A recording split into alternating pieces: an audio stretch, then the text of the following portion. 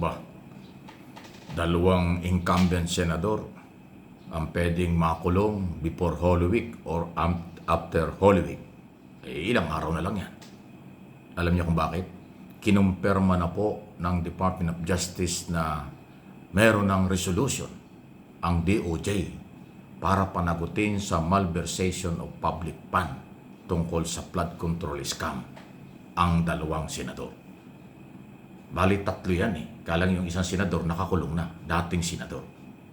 Kasi ang tinukoy po ng DOJ, lalo na ho ni Assistant Secretary Spokesperson na si Attorney Martinez, na tatlong malversation, tatlong kasong paglustay, malversation of public fund, ang resolution na inirekomenda nila sa Ombudsman, papunta ng Sandigan Bayan, laban kay Senador Joel Villanueva.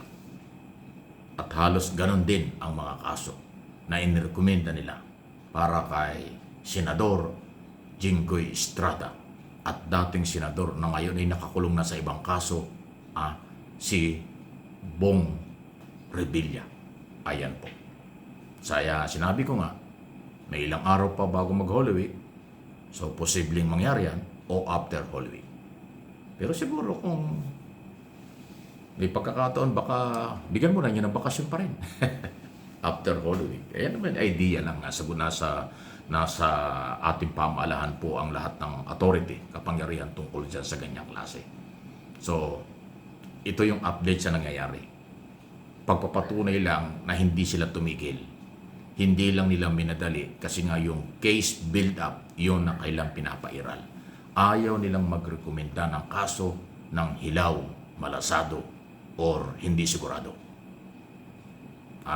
Kumbaga sa sinaing, gusto nila luto-luto. Kumbaga sa itlog, ayaw nila ng malasado. Gusto nila luto pa rin. So, ganun. Katibay yung basihan sa malversation of public fund na non-bailable offense, graft in corruption po yan sa flood control scam. So, dalawang dating senador at dalawang incumbent senador at isang dating senador ang pare-parehas ang kaso. Yung kay Escudero, hindi pa ho tapos. Under case build-up pa rin. Kasi yung Filipino-Chinese na sinasabit na siyang tumanggap umano ng pera, yun ang hinihintay. Pag yun ay tumistigo laban kay Escudero, kalaboso si Escudero. Kasi yung tao umano o konektado kay Escudero ang siyang tumanggap ng pera para daw kay Escudero. Pero kailangan i-connect yun. Yun yung parte ng case build-up na ginagawa ng DOJ. Okay? So, alam naman natin pagdating sa Ombudsman dahil sila yung final prosecutor na nag-i-evaluate yan. Pero pagdating sa kanila, formalidad na lang yun. Tapos diretso na ho sa Sandigan Bayan. So, nagpapatunay hindi pa tapos at dapat lang naman dahil ang expectation ng mga Pilipino dito at sa abroad, sa buong mundo, dapat maraming makulong na personalidad sa politika. At dun ho sa Kongreso, meron ng 8 na mga kontraktor na congressman pa ang kinasuhan. At nangunguna dyan ay si Saldico na ngayon talagang mukhang hindi niya babalik. Pero kahit hindi siya bumalik, patong-patong ang kaso niya. Pag nahatulan siyang guilty sa trial sa Sandigan Bayan, ay kalabuso lalo siya. At kahit naman siya wala, tuloy ang kaso. Dahil lalo na ngayon, mayroon pong mga state witness. Anong ibig sabihin yan? May mga testigo ang Estado na magpapatunay na sangkot ang mga congressman at mga senador. At yung mga testigong yan ay si dating Undersecretary Bernardo at dating District Engineer Alcantara. Matitibay pong testigo yan dahil sila yung kasapakat or sila nag-operate, sila nagpartihan ng pera at sila nag-deliver ng pera sa mga proponent ng mga senador at congressman. Dati at kasalukuyan. Ayun po yun. So may pag-asa pa rin. Kahit medyo mabagal, medyo bumagal, pero at least may pag-asa pa rin. Hindi pa tapos. Huwag kayong maniwala dun sa pakulo na sinasabi ng mga anti-Marcos o Duterte supporters na wala na daw nangyayari. Nagkampihan na ang magnanakaw sa gobyerno. Hindi naman po ganon. Ini-a-apply pa rin nila ang batas. hindi lang talaga ganong kadali kasi ayaw nilang bara-bara tapos madidismiss lang. Pag na-dismiss kasi, wala na. Hindi na pwedeng i-refile ang kaso.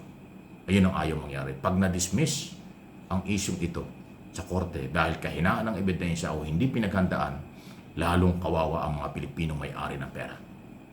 Dahil hindi na mababawi yan. Wala nang mananagot. Pero itong ginagawa ng gobyerno ngayon, dahan-dahan para swak, dahan-dahan para ma-produce ang matibay na ebidensya para tuloy-tuloy hanggang sa trial. At yung mga testigo at dokumento, yun po yung papatibay yan. Bahala na ang Sandigang Bayan. Sa kanila babagsak yan. First, second, third, o fifth division. Maraming division sa Sandigang Bayan na maghahawak nitong mga corruption issue ito. Okay?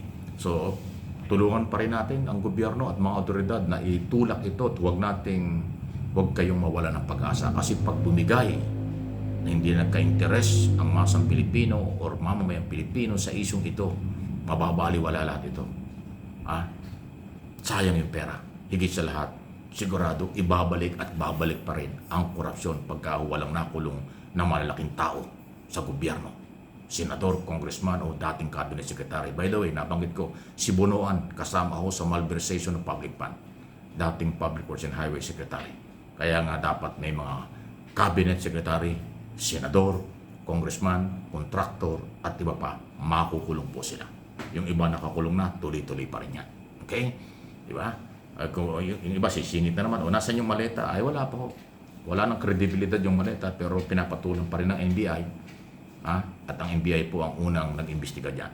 Hinihintay ni Senador Marcolet, ni Senador Lacson, chairman ng Blue Ribbon Committee. Willing siyang imbestigahan itong maleta isyong ito. Pero ang problema, itong mga maleta boys hindi nakikipag-coordinate, parang hindi seryoso. Hindi kasalanan ng Senado at ng Blue Ribbon Committee kung bakit sila hindi na-imbestigahan o tinatanong. Kasi hindi sila nakikipag-coordinate. Okay?